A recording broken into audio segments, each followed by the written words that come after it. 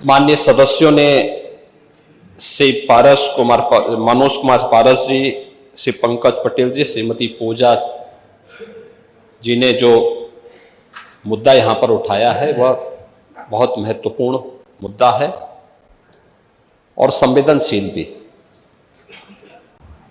लेकिन माननीय सदस्यों को इस माननीय सदन में सही तथ्य भी रखने चाहिए। मैं उनकी भावनाओं का सम्मान करता हूं, लेकिन सदन की गरिमा और उसकी मर्यादा को भी ध्यान में रख करके तथ्यपरक बातों को सदन में रखेंगे तो इससे सदन की भी और माननीय सदस्य की भी गरिमा बढ़ेगी। बेरोजगारी एक चुनौती है देश के सामने, दुनिया के सामने, और दुनिया की सबसे बड़ी आबादी के राज्य उत्तर प्रदेश के लिए भी। 25 करोड़ की आबादी हमारे राज्य की है। इस 25 करोड़ की आबादी में 56 से 60% आबादी ऐसी है जो वर्किंग फोर्स है, एक कार्यशील है, युवा है। यानी अगर आप देखेंगे तो दुनिया के अंदर उत्तर प्रदेश सबसे युवा राज्य भी है, और उस राज्य के उन युवाओं को ध्यान में रख करके सरकार ने कार्य किए, कदम उठाए। अभी पिछले सत्र में हमारी सरकार ने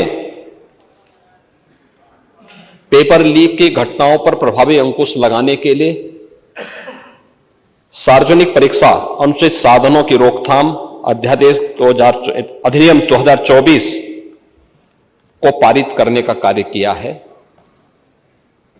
जिससे प्रदेश के सरकारी जो नौकरियां हैं उन नौकरियों में प्रदेश के युवाओं को पूरी ईमानदारी के साथ, पूरी पारदर्शिता के साथ नौकरियां प्राप्त हो सकें और उनमें आरक्षण के नियमों का अक्षरशः पालन किया जा सके। यहां पे जो तथ्य रखे जा रहे हैं और जो रखे गए हैं माननीय सदस्यों के द्वारा,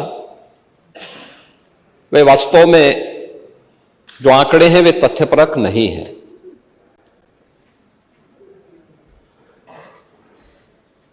अगर उत्तर प्रदेश में बेसिक शिक्षा परिषद और माध्यमिक शिक्षा परिषद के शिक्षकों की भर्ती की प्रक्रिया को पूर्ण करने की बात है, तो कहना 69,000 शिक्षकों को नियुक्ति पत्र नहीं जारी हुए हैं, मैं उनको बड़े सम्मान के साथ बोलना चाहूंगा कि 69,000 शिक्षकों को नियुक्ति पत्र भी जारी हुए हैं। वे सभी 4 वर्षों से स्कूलों में पढ़ा भी रहे हैं। उससे भी पहले 68,500 शिक्षकों की भर्ती की प्रक्रिया को संपन्न किया गया, क्योंकि उस समय बीएड को एनसीटीई ने उस परीक्षा के योग्य नहीं माना था, तो उस समय बीटीसी के इतने अभ्यर्थी हमारे पास नहीं थे, और जिसमें केवल 42,000 शिक्षकों की भर्ती हो पाई थी। 42,000 शिक्षकों की भर्ती वे भी आज स्कूलों में पढ़ा रहे हैं। उन सबको भी नियुक्ति पत्र जारी हुआ और सभी बेसिक शिक्षा परिषद के स्कूलों में पढ़ा रहे हैं। 69,000 शिक्षकों की भी भर्ती की प्रक्रिया पूरी करने के बाद माननीय उच्चतम न्यायालय ने, पिछली सरकारों ने शिक्षा की गुणवत्ता के साथ जो खिलवाड़ करने का काम किया था और शिक्षा मित्रों को सहायक शिक्षक के रूप में भर्ती किया था, माननीय उच्चतम न्यायालय ने उन्हें खारिज करके उनकी सेवाओं को समाप्त करने का आदेश किया था। लेकिन राज्य सरकार ने उन्हें एक निश्चित मानदेय पर प्रदेश के अंदर रखा है। वे सभी शिक्षा मित्र भी यथावत कार्य कर रहे हैं और उन्हें वेटेज देकर के इस भर्ती की प्रक्रिया के साथ जोड़ा गया था। जो माननीय उच्चतम न्यायालय की मंशा थी उसके अनुरूप उस पर कदम भी उठाए गए। माध्यमिक शिक्षा परिषद ने भी 44,000 से अधिक शिक्षकों की भर्ती की प्रक्रिया माध्यमिक शिक्षा चयन आयोग बोर्ड के द्वारा और उच्चतर शिक्षा चयन आयोग बोर्ड के द्वारा संपन्न की जा चुकी है, पहले ही संपन्न की जा चुकी है।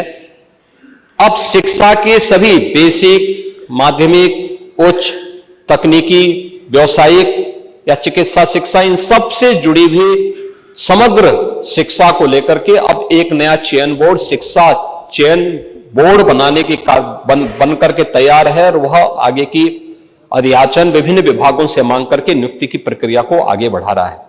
लेकिन अकेले शिक्षा विभाग में ही 1,60,000 से अधिक भर्तियां हमारी सरकार ने प्रदेश के अंदर की हैं और 1,60,000 भर्तियां वे हैं जो पिछली सरकार की बदनीयती के कारण भरे नहीं जा चुके थे। और पिछली सरकार किसकी है, मुझे लगता है आपसे ज्यादा कोई नहीं जानता है। 2012 से 17 के बीच में जो लोग सत्ता में प्रदेश में थे, उत्तर प्रदेश पुलिस बल में 1,56,000 पुलिस की भर्ती अब तक पूरी हो चुकी। वे सभी लोग कार्य कर रहे हैं, जिनमें 22,700 से अधिक तो केवल महिला है।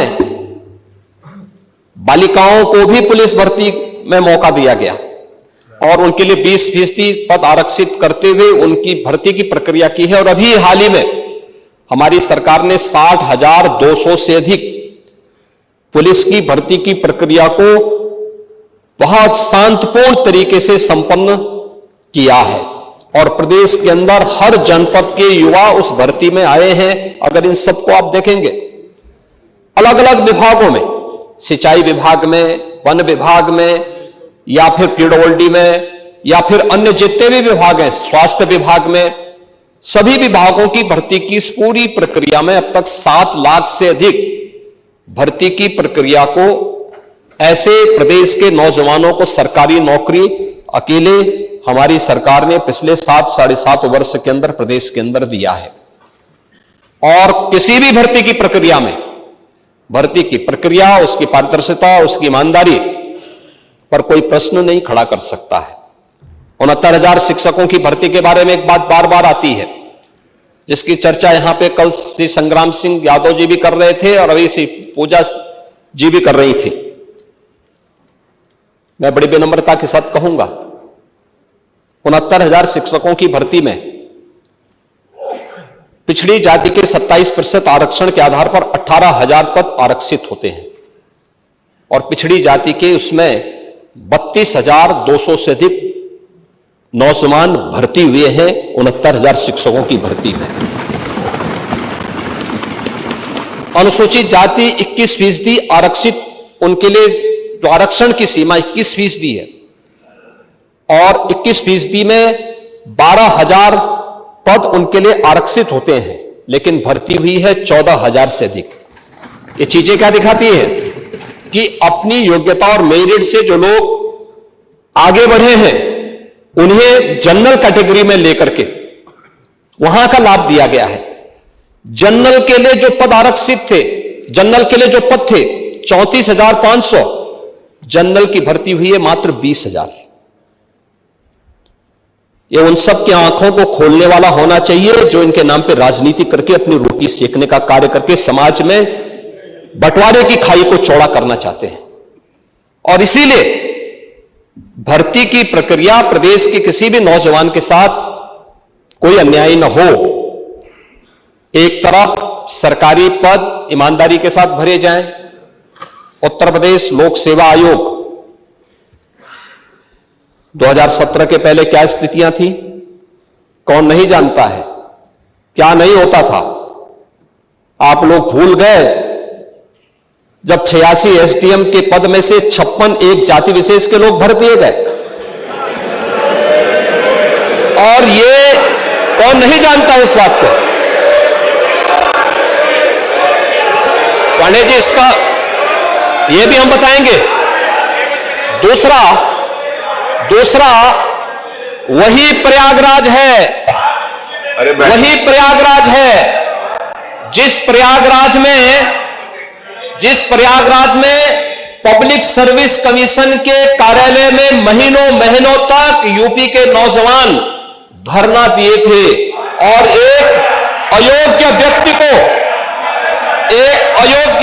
को जो उसके लिए डिजर्व नहीं करता था, एलिजिबल नहीं था, जिसकी डिग्री फर्जी थी, उसे आयोग का अध्यक्ष बना करके पूरे कमीशन और युवाओं के भरोसे के साथ खिलवाड़ करने का काम हुआ था। यह भी इलाहाबाद में हुआ था। था तो यहाँ माननीय अखिलेश जी ने कहा था, आंकड़ा भी दिया था कि वो 3 लोग भर्ती हुए थे ऐसे, और आपके सामने बात स्पष्ट। पांडे जी मैं उसी इस पे आ रहा हूं। दूसरा उस समय कैसे कैसे लोग अध्यक्ष बनाए गए थे जिसकी डिग्री फर्जी, जो स्वयं एक लेक्चरर होने के लिए एलिजिबल नहीं था। High school 3rd division, intermediate 3rd division, graduation 3rd division, फर्जी पीएचडी की डिग्री, और वह Uttar Pradesh public service commission का अध्यक्ष बन गया था। और ये लोग उसको लेके ढूंढते थे, ढूंढते थे, और उसको जब मौका मिला उसने मारी तबाही, पूरे युवाओं के साथ खिलवाड़ किया था। ये कौन नहीं जानता है। और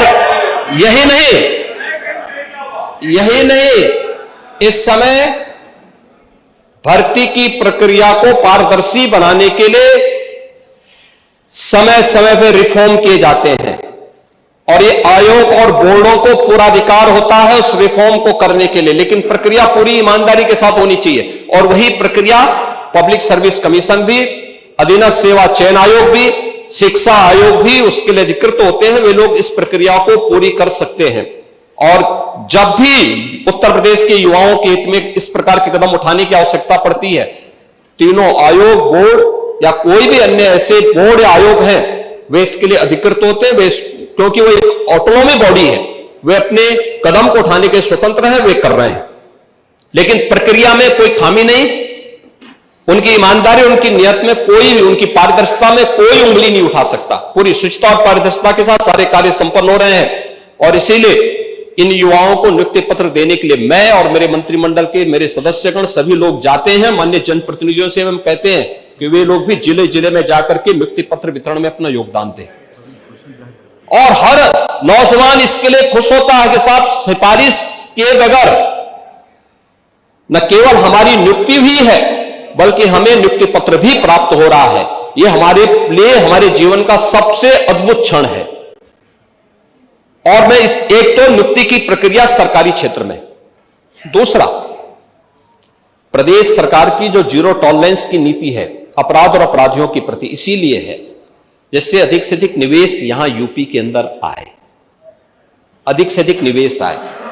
ये 40 लाख करोड़ रुपए का जो निवेश है, यह उत्तर प्रदेश में 1,25 लाख से अधिक नौजवानों को सीधे सीधे नौकरी की गारंटी दे रहा है।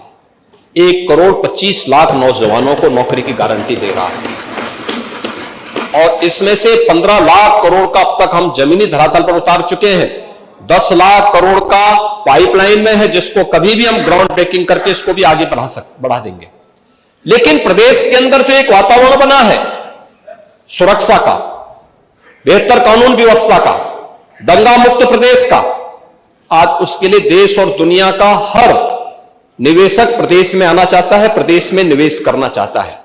और इसी का परिणाम है 12 से 17 के बीच में प्रदेश की जो बेरोजगारी दर थी, अनएम्प्लॉयमेंट रेट था, वह 19% से अधिक था। और आज ओझा जी ने स्वयं कहा है कि 2.4 है। ये चीजें दिखाती हैं सरकार के कदम अच्छी दिशा में आगे बढ़े हैं। तीसरा, सरकार ने रोजगार सृजन के लिए भी रोजगार मेले लगाए हैं। स्किल डेवलपमेंट के माध्यम से, पीएम विश्वकर्मा के माध्यम से, विश्वकर्मा श्रम सम्मान के माध्यम से जगह जगह रोजगार मेले लग रहे हैं, जगह जगह कार्यक्रम चल रहे हैं। आज के दिन पर जब रिजर्व बैंक अपनी रिपोर्ट प्रकाशित करता है, तो रिजर्व बैंक की रिपोर्ट इस बात को कहती है कि दुनिया के, अब भारत के अंदर उत्तर प्रदेश ऐसा राज्य है, बैंकों से लेन देन जिस राज्य का सर्वाधिक है वह उत्तर प्रदेश है। उत्तर प्रदेश का जो सीडी रेशो है आज के दिन पर, जब हम लोग आए थे तब यह 45 से कम था, 44 के आसपास था। आज यह 60% है। ये देखता है कि अगर 100 रुपया जमा हो रहा है तो 60 रुपया यूपी के अंदर ही यूपी के नौजवानों को, यूपी के बेरोजगारों को और यूपी के ही व्यवसायियों को यूपी के अंदर अपना रोजगार की सृजन करने, यूपी में नए रोजगार को बढ़ाने के लिए उसका उपयोग इसके माध्यम से 60% से ऊपर आज के दिन पे यूपी का सीडी रेशो है, ये बढ़ाने की आवश्यकता है। हम मानते हैं इसको 75% से ऊपर होना चाहिए भी, लेकिन हमें विरासत में क्या मिला था? 44%, 45% से भी कम मिला था। प्रदेश के अंदर एमएसएमई सेक्टर जो रोजगार सृजन का सबसे बड़ा माध्यम है, मृत प्राय सा हो गया था। आज वन डिस्ट्रिक्ट वन प्रोडक्ट के माध्यम से भी हम लोगों ने लाखों नौजवानों को उन्हीं के जनपद में रोजगार सृजन के अवसर भी उपलब्ध करवाए हैं। कृषि सेक्टर में जो रिफॉर्म हुए हैं, जो सुविधाएं मिली हैं, किसानों की आमदनी को कई गुना बढ़ाने का काम किया गया है। प्रोक्यूरमेंट की पॉलिसी ला करके पारदर्शी तरीके से इस प्रक्रिया को आगे बढ़ाया गया है। खेती के विविधीकरण की दिशा में जो सरकार के द्वारा उठाए गए कदम हैं, 23 लाख हेक्टेयर भूमि को जो अतिरिक्त सिंचाई की सुविधा उपलब्ध करवाई गई है, इसने किसानों की आमदनी को बढ़ाया है। और उद्योग कैसे चलने चाहिए, चीनी उद्योग इसका सबसे बड़ा प्रमाण है, सबसे बड़ा प्रमाण है। यह उत्तर प्रदेश जिसको आप चीनी उद्योगों का बेच रहे थे, तबाह कर रहे थे, बंद कर रहे थे, आज 120 चीनी मिलें अकेले उत्तर प्रदेश चला रहा है। और उनमें से 100 चीनी मिलें ऐसी हैं, उनमें से 100 चीनी मिलें ऐसी हैं जो एक सप्ताह से 10 दिन के अंदर अपना गन्ना मूल्य का भुगतान कर रही है। जो बाकी 20 चीनी मिलें हैं उन पर भी एक दबाव है कि भाई आप भी इस प्रक्रिया के साथ जोड़िए। लगभग हर चीनी मिल अपने से इथेनॉल प्लांट को भी जोड़ रहा है, सीबीजी के नए प्लांट लग रहे हैं। और आज के दिन पर देश के अंदर सबसे अधिक कंप्रेस्ड बायोगैस के सबसे अधिक प्लांट लगाने वाला स्टेट उत्तर प्रदेश है। सबसे अधिक इथेनॉल उत्पादन करने वाला राज्य उत्तर प्रदेश है। सबसे अधिक चीनी उत्पादन करने वाला राज्य उत्तर प्रदेश है। और सबसे अधिक रोजगार और सबसे अधिक नौकरी देने वाला राज्य भी उत्तर प्रदेश है। लेकिन इस दिशा में और भी कदम बढ़ाए जाने की आवश्यकता है। मुझे लगता है, मैं फिर से अपने विपक्ष के माननीय सदस्यों से कहूंगा कि सदन में आकर के मुद्दों को रखें, लेकिन तथ्यों के साथ अगर रखेंगे तो इसमें उनकी गरिमा भी बढ़ेगी और उनका सम्मान भी बढ़ेगा।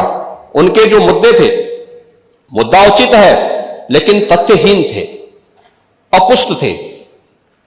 उनमें कहीं भी कोई भी उसमें ऐसे तथ्य नहीं थे जिनके बारे में कि वह सरकार को कटघरे में खड़ा कर सके।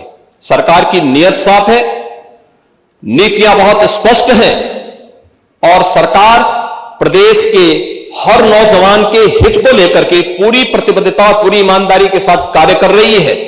और उसी का परिणाम है कि उत्तर प्रदेश का जो स्किल डेवलपमेंट का मिशन है, आज उसका बेहतरीन कार्य आगे बढ़ रहा है। 12 लाख से अधिक नौजवानों को अब तक इस स्किल मिशन के साथ जोड़ा गया है। 6 लाख से अधिक नौजवान इसके माध्यम से रोजगार प्राप्त किए हैं।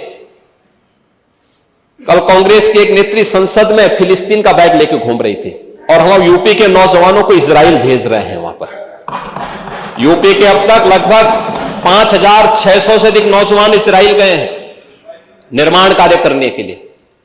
और हर नौजवान रहने का फ्री, खाने का फ्री और 1.5 लाख रुपए उसको वहां पे अतिरिक्त मिल रहे हैं और पूरी सुरक्षा की गारंटी भी है।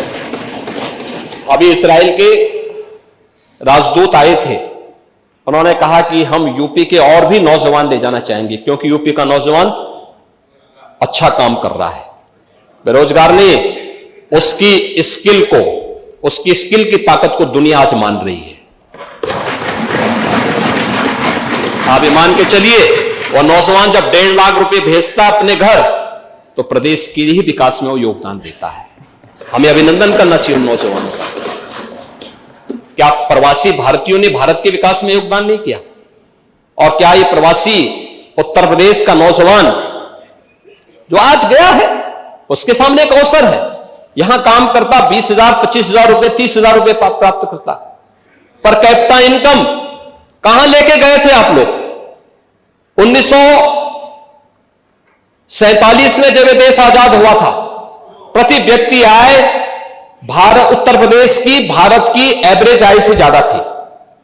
और 2017 में जब हमें सत्ता प्राप्त हुई थी, तब उत्तर प्रदेश की प्रति व्यक्ति आय भारत की जो प्रति व्यक्ति आय थी उसकी 1/3 रह गई थी। आज हम उसको दोगुना करने में सफल हुए हैं। और मेरा यह मानना है कि अगले 5 साल के अंदर उत्तर प्रदेश की प्रति व्यक्ति आय फिर से भारत की प्रति व्यक्ति आय से अधिक होगी। और इस दिशा में उत्तर प्रदेश की वर्तमान की वृद्धि दर इस बात को संकेत करता है। और मैं इसीलिए आप सबसे कहना चाहूंगा, हमें उत्तर प्रदेश को और विकास की दिशा में आगे बढ़ाना चाहिए। कल कुंभ पे भी चर्चा होगी और मुझे लगता है कुंभ एक अवसर होगा हमारे लिए, उत्तर प्रदेश को वैश्विक मंच पर शोकेस करने का हर एक फील्ड में। लेकिन इसके लिए अच्छा बोलना पड़ेगा, अच्छा सोचना पड़ेगा, नकारात्मकता को हटाना पड़ेगा। विपक्ष का मतलब नकारात्मक नहीं हो सकता है। विपक्ष का मतलब हर चीज में बुराई करना नहीं हो सकता है। कुछ अच्छा भी करिए, अच्छा भी सोचिए, अच्छी दिशा में भी चलिए। अच्छी दिशा में चलेंगे तो आगे अच्छाई देखने को मिलेगा। लेकिन अगर नकारात्मक दिशा में चलेंगे तो उसके सामने एक तरफ कुआं होता है, एक तरफ खाई होता है। मुझे लगता है उसके अलावा कोई दूसरा नहीं होता है। तो नकारात्मकता किसी समस्या का समाधान नहीं हो सकता है। और यही मैं आपसे कहूंगा कि सरकार अपने नौजवानों के हित के लिए अनेक कदम उठा रही है। उनके हितों को संवर्धित करने के लिए हर प्रकार से प्रतिबद्ध है। और जो मुद्दे यहां पर उठाए गए हैं, सरकार उसके लिए पूरी तरह अवेयर है। और उसमें किसी भी नौजवान के भविष्य के साथ खिलवाड़ करने की छूट किसी को भी नहीं देगी। यह भी हम सुनिश्चित कर रहे हैं। और इसीलिए ग्लोबल मैपिंग के साथ साथ देश के अंदर भी अलग अलग जगह कहां कहां यूपी के नौजवानों के लिए नौकरी और रोजगार की संभावना हो सकती है, इसके लिए भी कार्य सरकार के स्तर पर प्रारंभ हुआ है। इसमें सामान्य पाठ्यक्रम के साथ साथ दुनिया के अंदर आज के मॉडर्न एज कोर्सेज कौन कौन से हो सकते हैं, ऐसे कौन से आज हमारी जो नेशनल एजुकेशन पॉलिसी आई है वह भी इस बात के लिए स्किल मिशन पे बहुत ध्यान दे रही है। और स्किल मिशन इस बात को लेकर के ही है कि जब हमारा नौजवान अपने कॉलेज की पढ़ाई करके या अपने संस्थान से बाहर निकले तो अपने को असहाय न महसूस करे, बल्कि वह अपने को आत्मनिर्भर महसूस करे, स्वावलंबी महसूस करे। और सरकार इसके लिए पूरा कदम उठाने के लिए सरकार ने कदम उठाए हैं। मुझे लगता है थोड़ा उसके बारे में जानने का, यानी राजनीतिक प्रतिद्वंदिता और विद्वेष की भावना से ऊपर उठ करके थोड़ा उन स्कीम के बारे में, उन नीतियों के बारे में पढ़ेंगे तो आप भी उससे अपने क्षेत्र में खासतौर पर अपनी विधानसभा क्षेत्रों के नौजवानों को लाभान्वित करने में सफल होंगे। उसका लाभ आप ही को प्राप्त होगा। लेकिन अगर आप उससे वंचित रहेंगे तो स्वाभाविक रूप से आपकी हाल वही होने जा रहे हैं जो कुंदरकी में हुआ है। धन्यवाद।